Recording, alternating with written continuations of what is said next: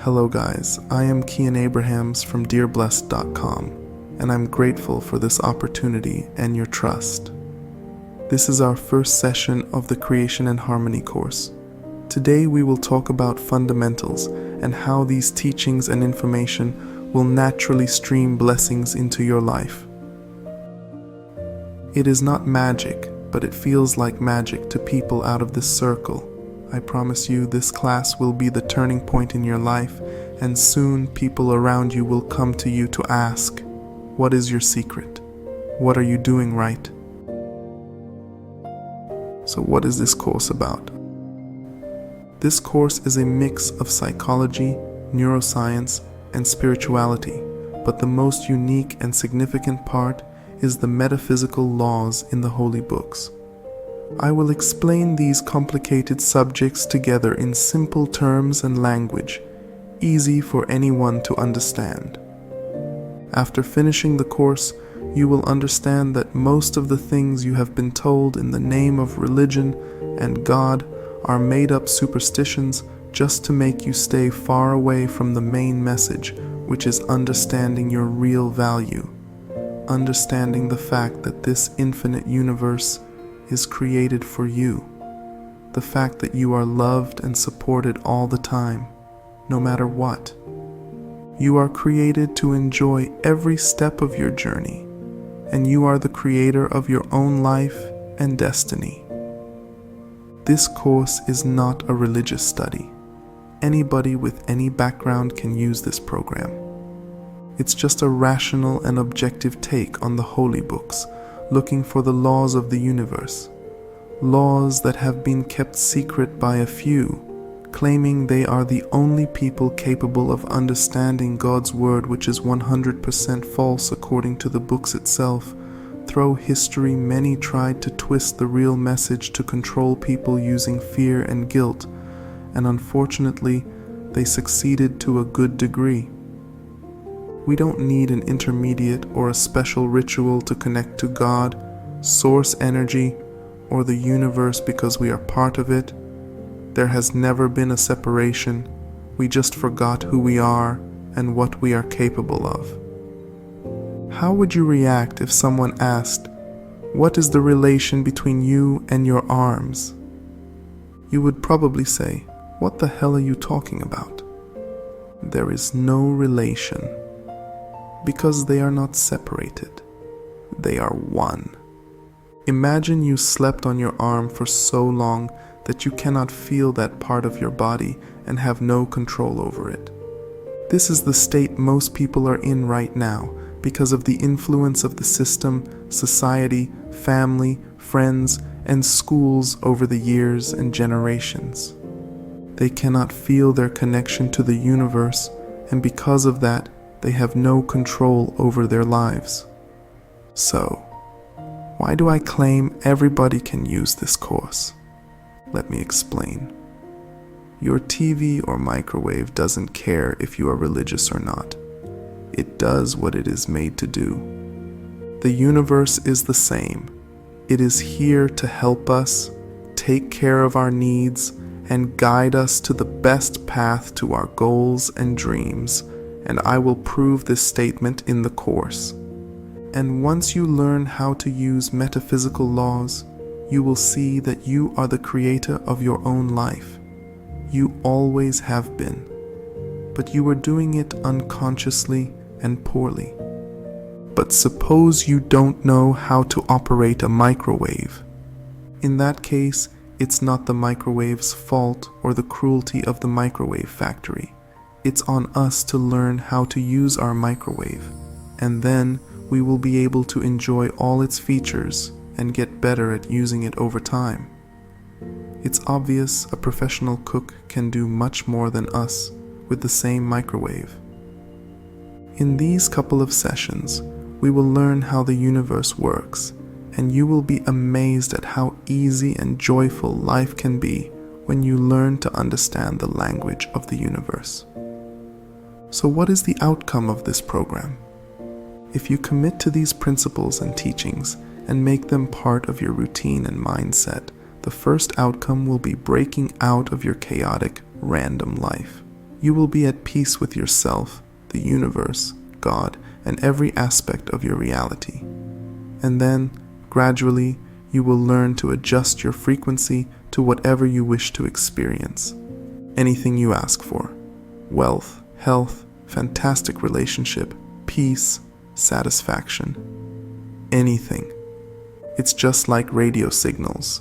First, you need to find and tune to the frequency you like, and stay on that frequency to receive the signal.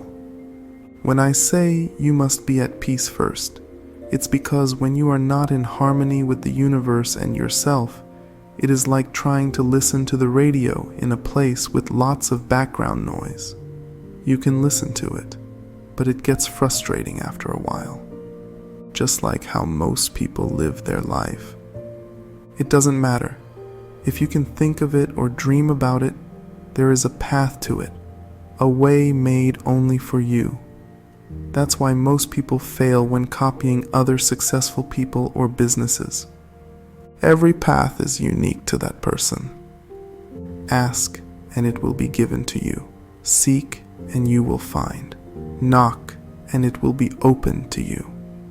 Matthew 7:7.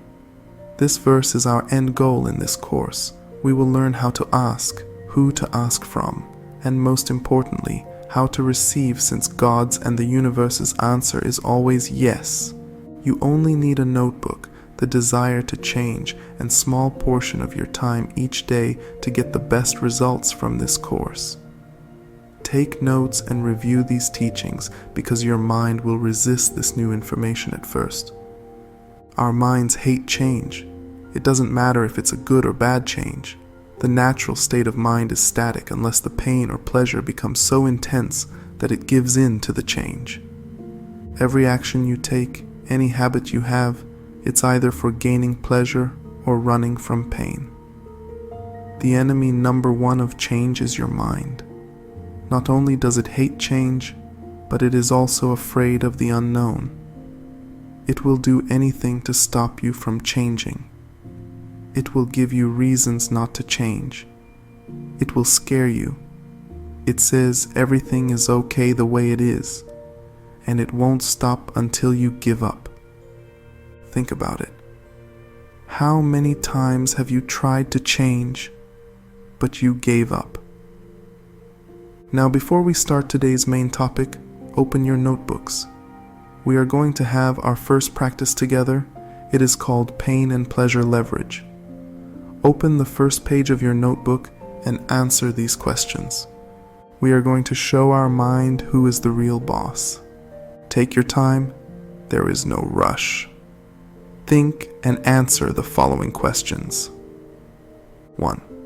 What are 5 things that I need to change in my life, and why? It can be about your health, income, relationships, daily routine, giving up a bad habit, asking for a promotion, looking for a new job, or learning a new skill.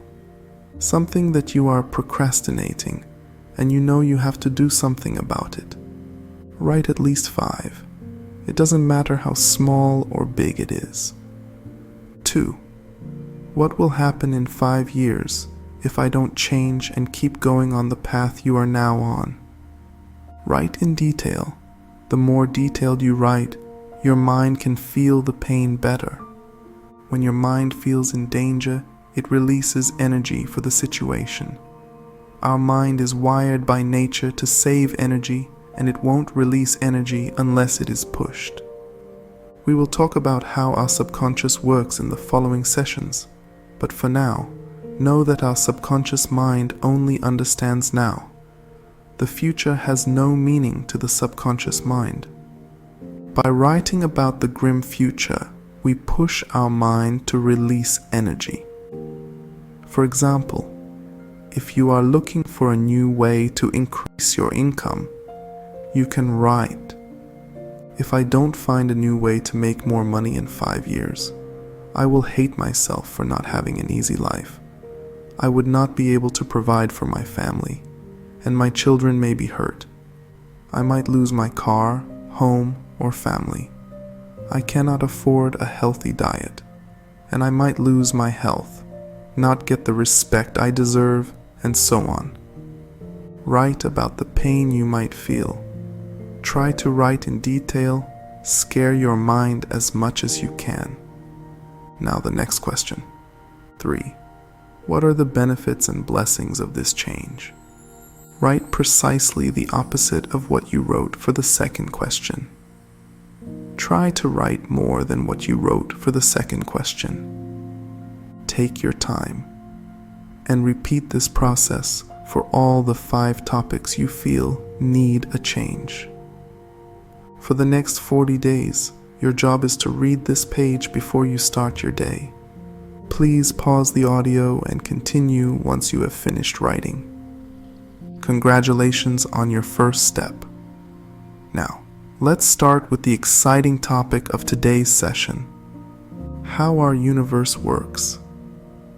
All matter originates and exists only by a force which brings the particle of an atom to vibration and holds this most minute solar system of the atom together. We must assume behind this force is the existence of a conscious and intelligent mind. This mind is the matrix of all matter. This quote is from Max Planck, the father of quantum physics. Suppose you are interested in physics and follow updates on the topic. In that case, you notice a sudden turn in physics, colliding with philosophy and spirituality more and more. I love this new approach, but it's not a recent discovery. There are books about this topic from 1,000, 2,000 years ago. Science is just catching up to it in a slow pace, and it has a long way to fully catch up. I have nothing against the science approach, but when we live in a reality which according to science itself is 98% undetectable and unknown to us, solely putting all our trust in science seems unreasonable. Firstly, science is not 100% right all the time. As you can see with each discovery, we understand that our previous assumptions were wrong, and on the other hand, if it was always right, which is not, it only covers roughly 2% of our universe. Once you get familiar with metaphysical laws and how to use them, you will be amazed how hard you were trying and struggling for simple results. The first principle I like to introduce is: everything is energy at the most fundamental level, and this energy follows several specific laws. Let's go on a journey deep into the fabric of the universe and what we call the building blocks of our reality. Everything is made up of atoms. Atoms are made of smaller particles like electrons and protons. If we go deeper to the point, we cannot go any deeper. We find quarks. Quarks are like guitar strings, pure energies vibrating on a particular frequency, and the frequency of each quark dictates what kind of subatomic particle it is. Our universe is exactly a symphony made up of vibrating quarks. Our universe is a music piece, and every human is an instrument. You can play any music you like, and the universe's orchestra follows your lead. Second principle: energy cannot be created or destroyed, but it is constantly changing. And this energy is intelligent. I want to talk about the word intelligent in the spiritual sense first. Yes, every aspect of our universe has consciousness. Even a grain of sand, a leaf of a tree, or an atom of oxygen. Since I want to keep this course short and practical, I will make a short blog post on the website about the conscious universe. If you are interested, you can read that later. When I say it has intelligence, I mean it is not random or by accident. I repeat this because understanding this fact will help you a lot. Nothing in this universe is random or by accident. My favorite quote from Einstein is, "God does not play dice with the universe." He says everything seems random because we do not understand how it works. No accident is accidental. After finishing this course, you will see how predictable and precise our universe is, just like a clock. If you want to test how good you are at using the laws of the universe, see how shocked you are by events in your life. No pilot gets shocked when the plane takes off. He knows how planes and physics work. This is what I want for us.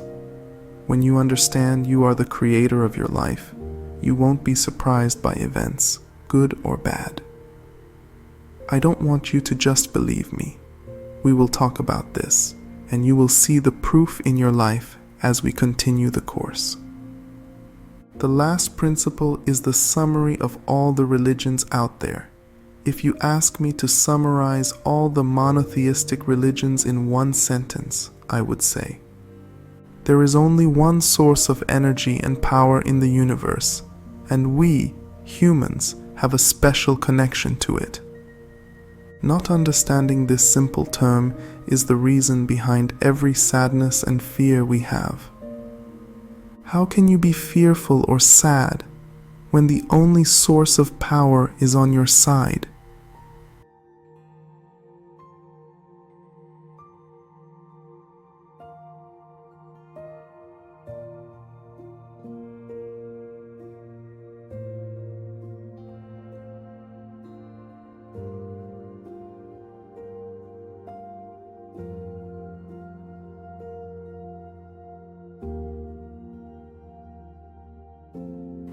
One of the blessings in my life is watching my nephew.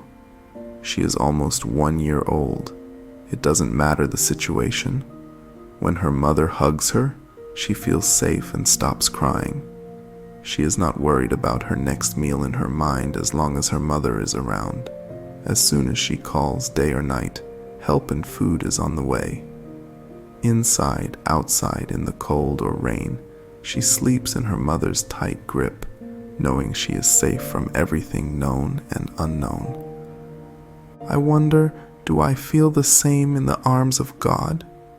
Or I'm in a constant state of fear and anxiety over the simple stuff? Is there any mother in her right mind that deliberately hurt their babies? And isn't God 1,000, no, billions of times more kind to his creations than a mother? Why am I so worried about then? What happened to us? Who put the spoiled seed of doubt in our minds? Who told us we are alone in this vast universe? Who told us to be scared of God? And why we accepted it without any resistance? And why our life is filled with anxiety and fear? I will give you an answer. Because we gave power to someone or something else instead of looking inside ourselves and recognizing the source of the real and only power. Our nationality, gender, government, economy, parents, partners, numbers in our bank accounts, religious figures, number of followers on social media, celebrities, and so on. We happily gave them the power to control and affect our lives. And the more we gave up on our power and gave it to others, more miserable we became. And today, you took the first step to take back what is rightfully yours: unlimited power, peace, and blessings. Let's continue with a verse from the Quran. Unfortunately, when we only read the translation of holy books rather than the original text, we also read an interpretation of the translator mixed into it. Most of the misunderstandings of any religion come because of this. One of the famous examples of this misinterpretation, which is going on to this day, is Moses having horns in the Old Testament. You can Google it if you are interested. Years ago, I started learning Arabic to better understand the book. It helped me a lot, especially in my research. You should not be satisfied with what I tell you, and start pondering and searching about subjects yourself.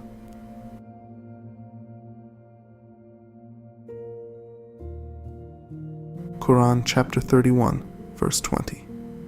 Do you not see how God placed everything in the heavens and the earth at your service?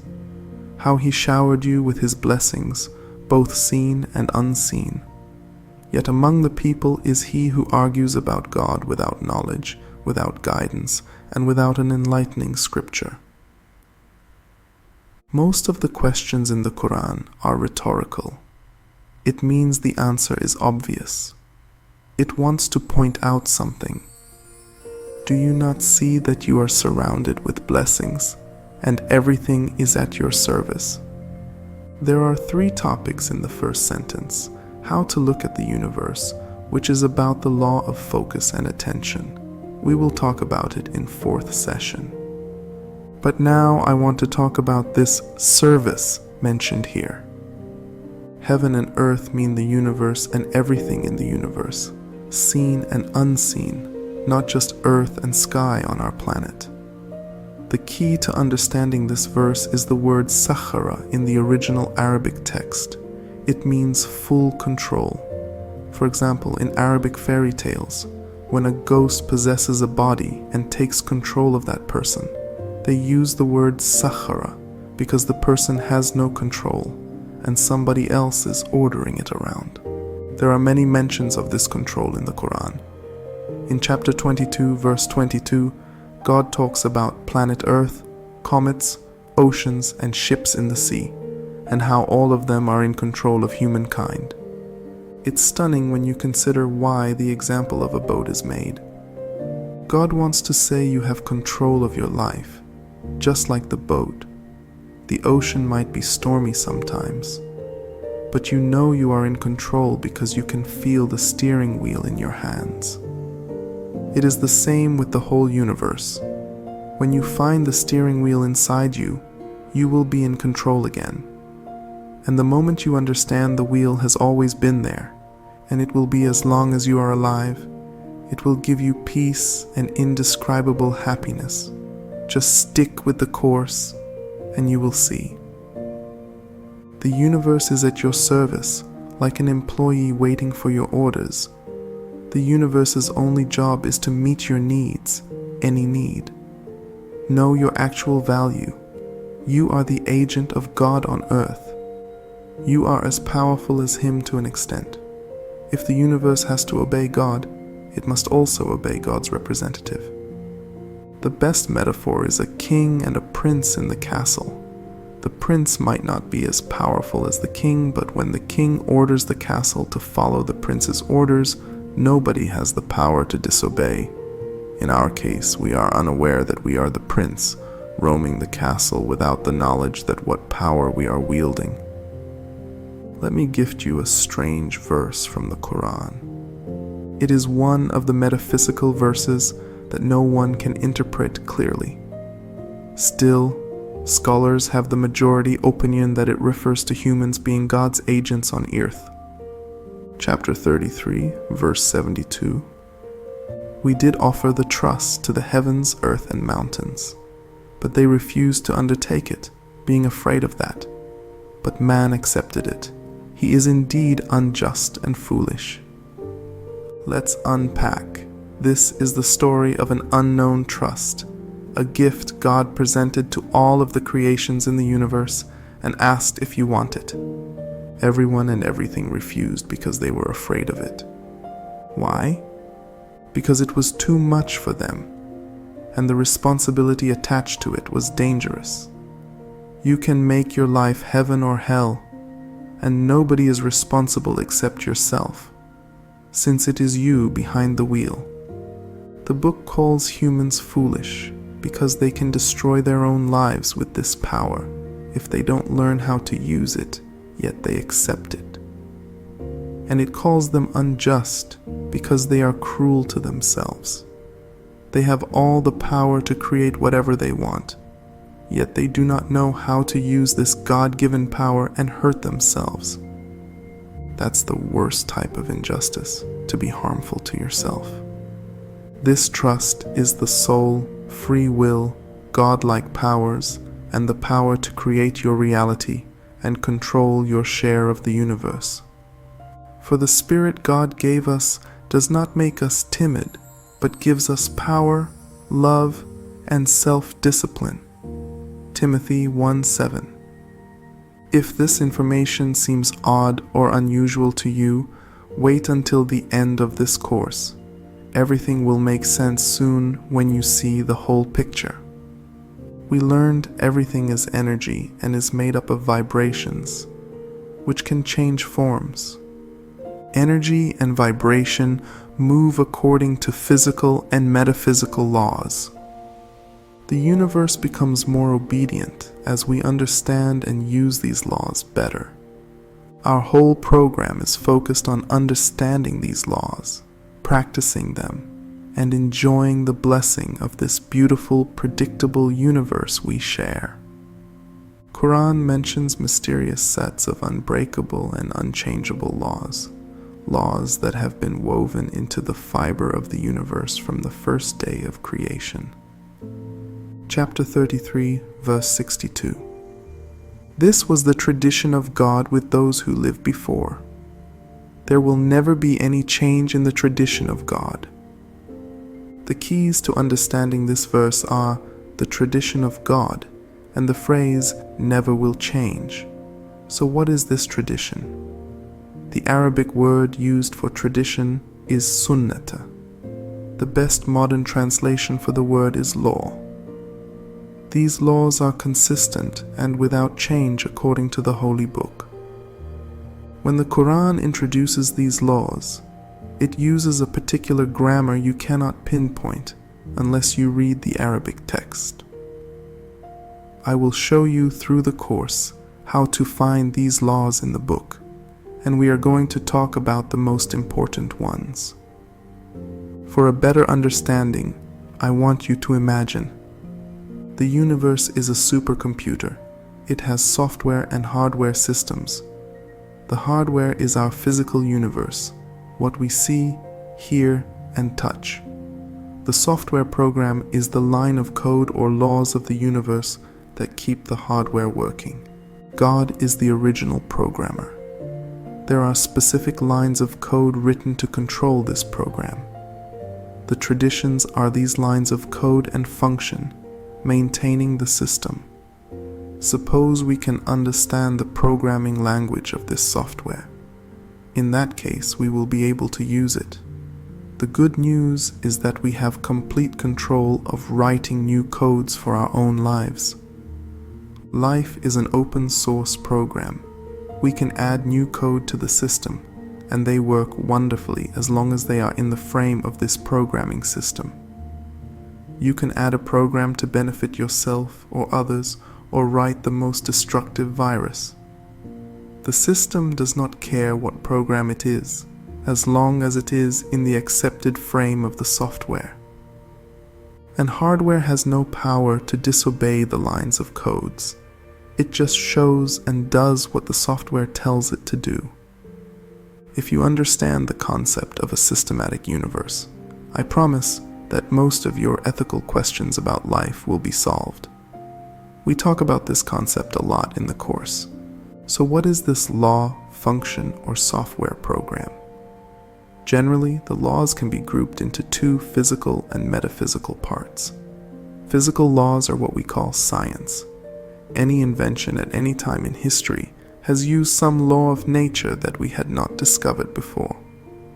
The law of hydraulics was part of nature from the beginning, but we only could use it to make boats from the moment we understood it. I had an interesting conversation with a professor, and he asked me if I knew what the miracle of Noah was. He said it was hydrodynamics and weather forecast, which are scientifically accepted today.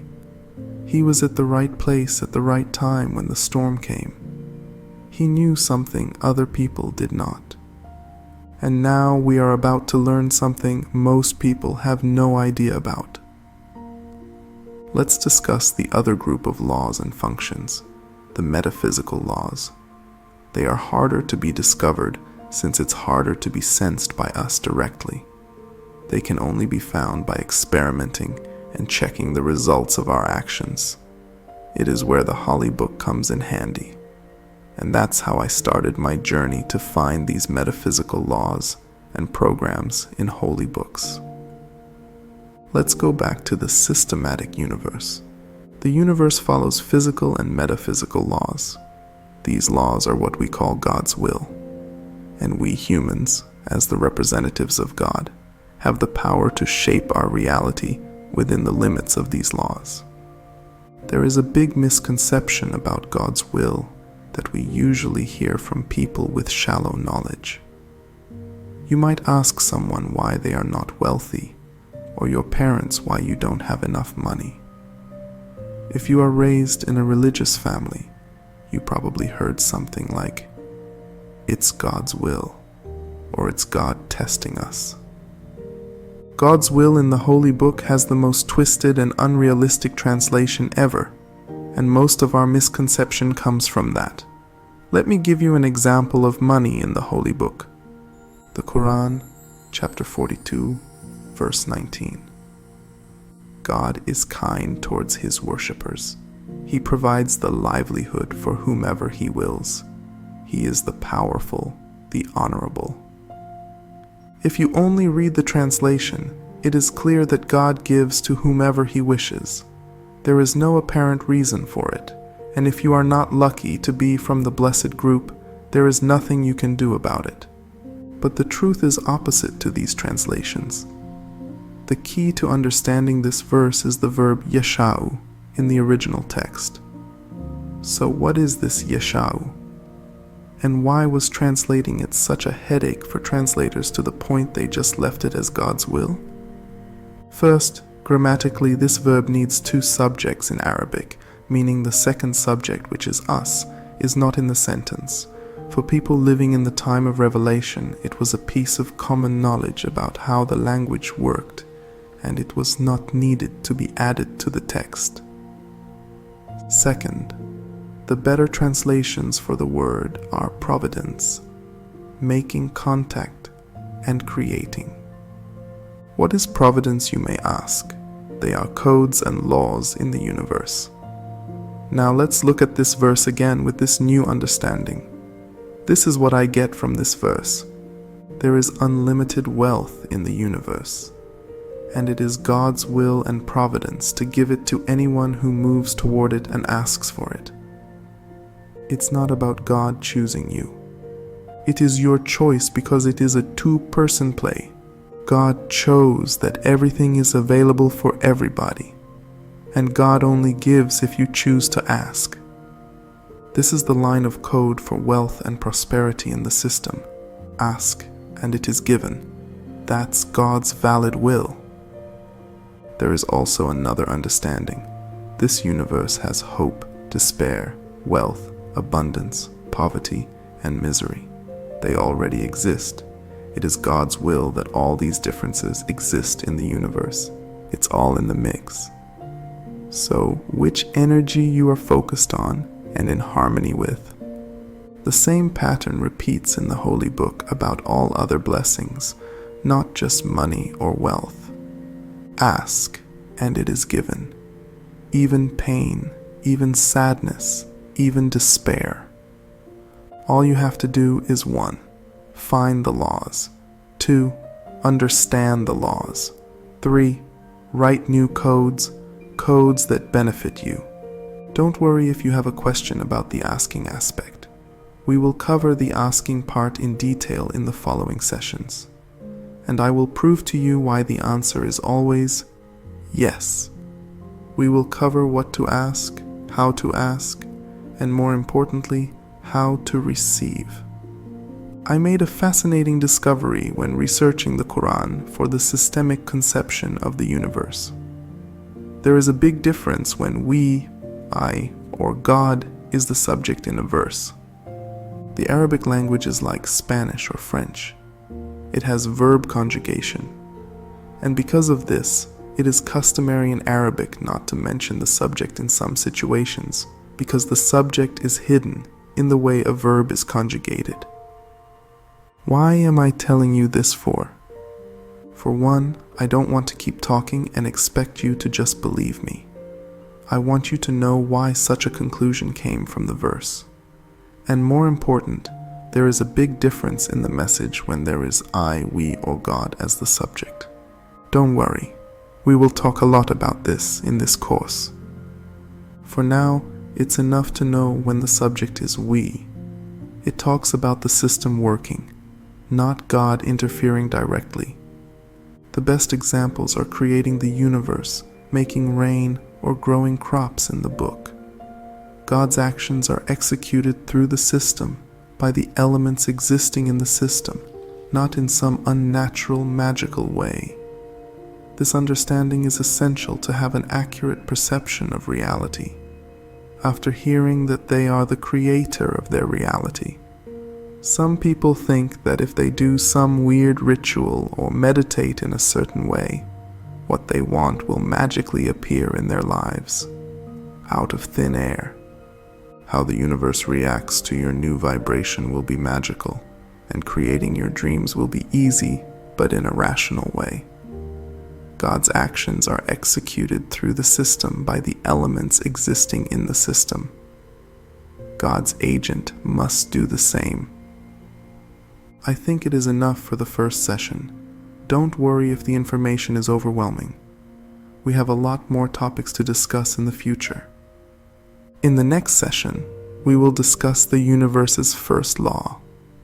Law of harmony. You probably heard of it as the law of attraction. Remember to complete the pain and pleasure leverage practice after this. I cannot stress this enough. Please keep doing the echo practice till the end of the course. We will learn more about echo practice in the following session. Don't forget to check the other files in the folder of this session. Be blessed and grateful. See you at the next session.